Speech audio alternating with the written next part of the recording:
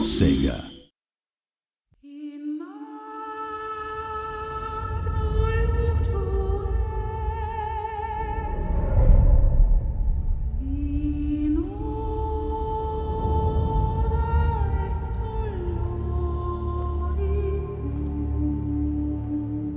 There have been many kings before you.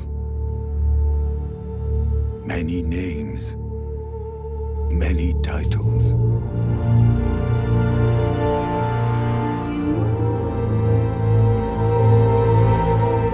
Men who rose from nothing. Men who risked all that they love to lead by honor and virtue and inspire the common man.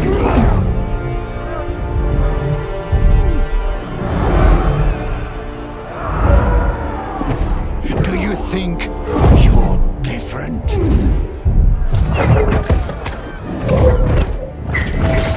Somehow chosen. Who gave you the right to rule? It wasn't the people. It wasn't God.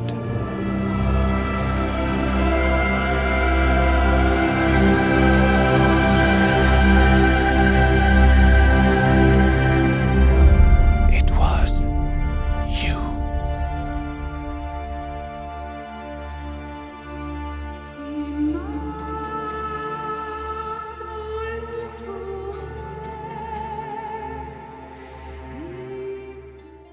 Okay, so that was the trailer for the new campaign pack for Total War Attila, Age of Charlemagne. Really excited for this pack, primarily because I actually studied Charlemagne, the Carolingians, and this sort of era at university very early on when I was studying for my medieval history degree. So this is a period that I can really really get stuck into. I really enjoy it. Not that I didn't enjoy Attila's era, but for me this is, yeah, early medieval era. This shows the development and the establishment in some cases of the early medieval kingdoms that will, over the next couple hundred years, really develop and advance quite dramatically. Obviously you have the formation of the Kingdom of England from things like Wessex, Mercia, Northumbria, and all that.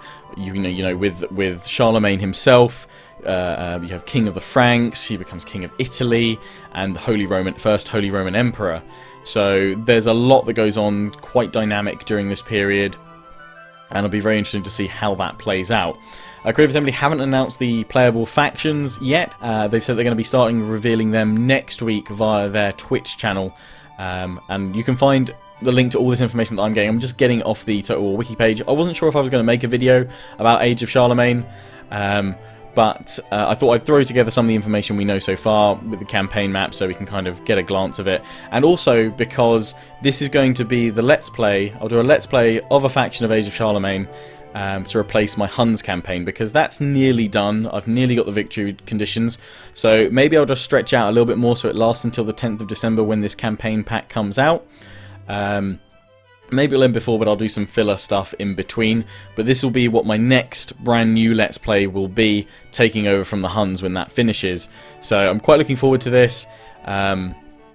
So yes, and the Creative Assembly will be announcing factions on their Twitch channel. So stay tuned for that. But yes, looking at the campaign map, obviously focusing on Western Europe. I would imagine there's going to be, you know, a few dynamic missions, and actually looking at the wiki page, it talks about having unique kingdom and story events, so I guess that would potentially be interacting with the Pope as well during this period. Pope doesn't have a lot of power in this period, but it's still kind of, especially in terms of Charlemagne, using the Pope with the Holy Roman Empire, it legitimizes kind of his right, his authority in the eyes of a lot of the other rulers in the period, and a lot of his peers, and a lot of those that would potentially maybe challenge him. He's got papal support. So I would assume that, you know, these story missions, as it says on the wiki, you can either follow them, the tailored narrative story, event, and these will be apparently available for each playable faction, these story events, and as well those kingdom events as well. So if you combine a certain number of provinces or regions together that would have been a kingdom, you'll actually get the opportunity to rename your faction as that kingdom. So I would assume, for instance, you know, looking back at that campaign map, Mercia, Wessex and Northumbria, if you combine those together, I don't know if you need to have Wales in as well, depends how they've done it, but that will form the Kingdom of England. I wouldn't have thought you'd need Wales. That'll, you know, Wessex, Mercia, Northumbria, you'll have the Kingdom of England. But yeah, back to the wiki. Just going to look at that. So lots of new units. Apparently over 300 new units, including Thanes, Freud Axemen, Scholar Knights, Berber Jinnets, Gazehounds, and Siax armed Saxon warriors. So sounds pretty cool. 300 new units. Be interesting to see with the tier system and all that coming in as well. You've also got something called War Weariness being added in with Age of Charlemagne, which kind of the reverse of the positive modifier that you had for the Huns in Total War Attila, whereas the more wars the Huns got into, the more bonuses they got. War Weariness works the other way, whereas the more wars that you're in, the more weary your people are, you know, the lower morale will lower public order. So that kind of, I guess, stresses that you won't just be able to, well, you may be able to, I guess it depends how finely tuned it is. Maybe that stops you just steamrolling through loads of factions, because that will destabilize your whole empire. So perhaps you'll need to make peace quickly, you know, after getting conquest, so that you can consolidate your empire, your kingdom, your economy, and obviously drive up more forces for your force, for your empire, for your kingdom. So that's going to be interesting to see how that works, whether it will actually affect you too much or whether you can get around that and not really worry about it too much. It'd be interesting and see how that plays out. Looking else, technologies and buildings, loads of new technologies.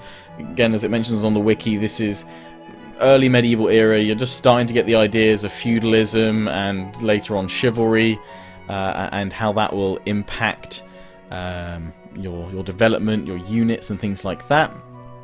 So obviously new technology tree, so there's new building chains as well.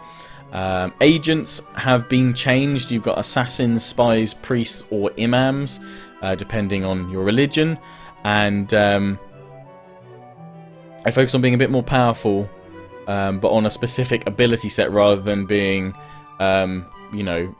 master of all trades, as it were, because in Attila, you know, you could kill units with each one. I would assume because they've got an assassin back in there, they'll make it so that the assassin's the only one that can kill other agents or characters.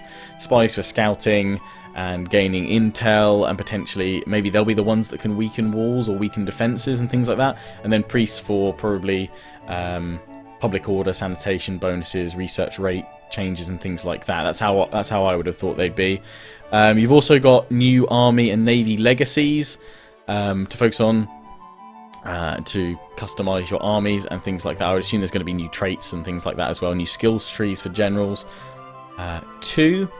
But potentially the thing that I'm most excited about, and you can see this from some of the screenshots that have been floating around in this video so far, but the unit cards on the UI. Oh, they look great. I love the early medieval art style. I love the medieval art style as well, and this has got that influence in there. It looks fantastic. I really, really like these unit cards. I think they look wonderful. It looks like generals aren't done in the same style, which is kind of a bit of a shame, or at least maybe, I mean, it shows one with Charlemagne selected, but then it's also got another screenshot with it's just another general, so I don't know if that general's died, or if it's just a generic general. I guess for key characters like Charlemagne, kind of custom 3D avatar. But it would have been cool. I think it would have been cooler to actually have them as set in that same art style, because there's loads of medieval art about Charlemagne that they would have thought they could have put in there. I don't know. Let me know what you think. If you think it's good to have a distinction between regular infantry and cavalry and what have you artwork, and then have your leader as that kind of 3D portrait unit card, or whether you'd have preferred it having all in sync with a medieval artwork styled general's portrait. Portrait. There we go. I talk proper.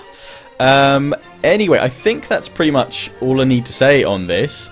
I will be looking to, obviously I said, do a Let's Play on this when my Huns Let's Play finishes. If the Huns Let's Play hasn't finished by the time this pack comes out on December 10th, I'll probably bring the Huns to a close, maybe we'll live stream it a little bit, and then Age of Charlemagne Let's Play will begin. And, yeah, we'll go from there. I'm really looking forward to it. I think this will probably get me kind of a bit more interesting Attila-based campaign. And yeah, I really like the art style. And yeah, let me know your thoughts down in the comment section. Age of Charlemagne, do you think it's a good period for them to cover in campaign pack DLC? You're not interested, don't know a thing about it, you'd rather have a different era, and if you would have rather had a different era or campaign pack, where would you have preferred to see that? Let me know down in the comment section. But anyway, I hope you've enjoyed this video. Links to the wiki link where I found all this information, you can check it for yourself down in the description. But until next time, don't forget to comment, rate, subscribe, follow me on Facebook and Twitter, take pride in joining the Legion, check out my affiliates and sponsors, XMG, Green Man Gaming, and GT Omega Racing. Till next time, ciao for now.